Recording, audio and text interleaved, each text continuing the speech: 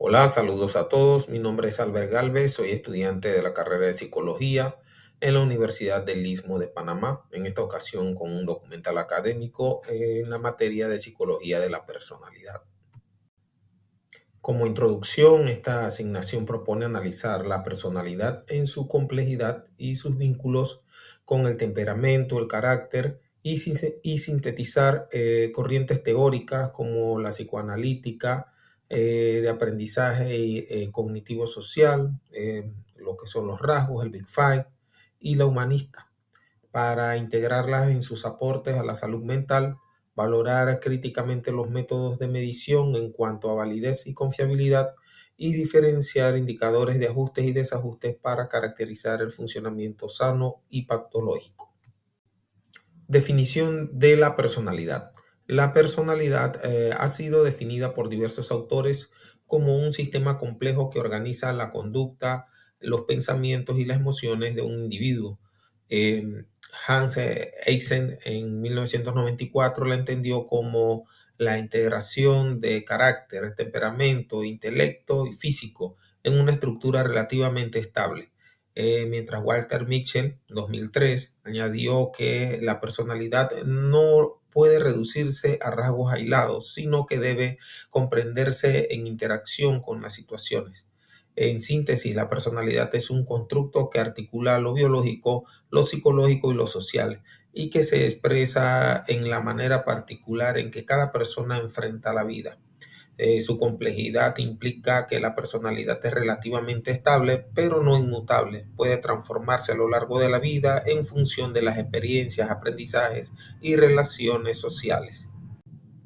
La relación entre carácter y temperamento es fundamental para comprender la personalidad. El temperamento es la base biológica y heredada de la personalidad, y se manifiesta desde la infancia, en lo que es la energía, la emotividad y la impulsividad. Es relativamente estable en el tiempo y está vinculada a factores genéticos y neurofisiológicos, mientras el carácter se forma a través de la socialización, la educación y las experiencias vitales. Representan las dimensiones morales y culturales de la personalidad, es decir, cómo el individuo regula y orienta sus impulsos en función de los valores y normas y aprendizajes. Corrientes de estudios de la personalidad. El psicoanálisis clásico y social. El psicoanálisis fundado por Sigmund Freud sostiene que la personalidad se construye a partir de la interacción entre el ello, que son los instintos y deseos, el yo, que es el mediador racional, y el superyo, que vendrían siendo las normas y valores internalizados. Por su parte, Alfred Adler nos recuerda que la personalidad no se entiende únicamente desde los impulsos internos, sino desde la manera en que enfrentamos nuestras limitaciones y buscamos un lugar en la comunidad. Por su parte, las teorías de aprendizaje y personalidad, en conductismo de Skinner, sostiene que la personalidad se configura a través de un sistema de refuerzos y castigos. Albert Bandura, con su teoría del aprendizaje por observación, subraya que las personas no solo aprenden por la experiencia directa, sino también al observar modelos en su entorno. También tenemos a Walter Mitchell, que introduce las variables cognitivas, y a George Kelly con la teoría de los constructos personales. Lo que son las teorías de rasgos y el modelo Big Five. Las teorías de rasgos buscan describir la personalidad en dimensiones estables y cuantificables. Gordon Allport distinguió entre rasgos cardinales, centrales y secundarios, mientras Raymond Cattell desarrolló el 16PF, y Costa y Macro propusieron el modelo de los 5 grandes Big Five, eh, que se ha consolidado como uno de los marcos más utilizados en la psicología contemporánea. Por su parte, el humanismo, donde el enfoque humanista pone énfasis en la experiencia subjetiva y en la tendencia natural hacia la autorrealización. Aquí Carl Rogers destacó la importancia de la congruencia entre el yo real y el yo ideal, mientras Maslow formuló la pirámide de necesidades, donde la autorrealización ocupa el nivel más alto. Los métodos de medición de la personalidad. La psicología de la personalidad ha desarrollado diversos enfoques de medición para comprender y evaluar las características individuales. Estos métodos se dividen en 3 grandes grupos: que son los inventarios psicométricos, las pruebas proyectivas y las entrevistas clínicas. Los inventarios psicométricos como el 16PF o el Big Five permiten medir rasgos estables de la personalidad en dimensiones cuantificables. Son útiles para identificar perfiles de apertura, responsabilidad, extroversión, amabilidad y neuroticismo.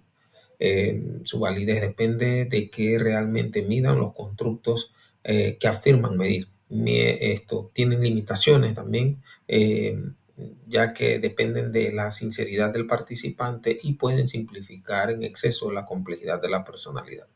Las pruebas proyectivas, por su parte, como el test de percepción temática, buscan explorar los procesos inconscientes mediante la interpretación de estímulos ambiguos. Su principal ventaja es que permite acceder a contenidos profundos de la personalidad, pero su validez y confiabilidad son cuestionadas. Los resultados dependen en gran medida de la interpretación del evaluador y pueden variar entre profesionales. Por su parte, las pruebas clínicas como el MMPI-2 se utilizan para destacar posibles trastornos de la personalidad, y las entrevistas clínicas y la observación sistemática complementan estos datos ofreciendo una visión cualitativa de su comportamiento y de cómo enfrentan la vida cotidiana. Ninguno de estos instrumentos por sí solo podría capturar toda la riqueza de la personalidad. Se requiere una triangulación metodológica que los combine para obtener una visión más completa y precisa. Salud mental, ajustes y desajustes en la personalidad. La salud mental puede entenderse como el equilibrio entre las capacidades internas de las personas y las demandas externas del entorno. Una personalidad ajustada se caracteriza por la congruencia, la resiliencia y la capacidad de adaptación, mientras que una personalidad desajustada refleja conflictos internos, conductas desadaptativas o síntomas patológicos. Cada corriente teórica ofrece criterios distintos para diferenciar lo sano de lo patológico. Por ejemplo, el psicoanálisis clásico y social, Freud nos dice que el desajuste se explica por conflictos conflictos inconscientes no resueltos entre el ello, el yo y el superyo. Adler, por su parte, interpreta los desajustes como un sentimiento de inferioridad que no logra transformarse en motivación positiva. El ajuste, en cambio, ocurre cuando la energía de inferioridad se canaliza hacia metas constructivas.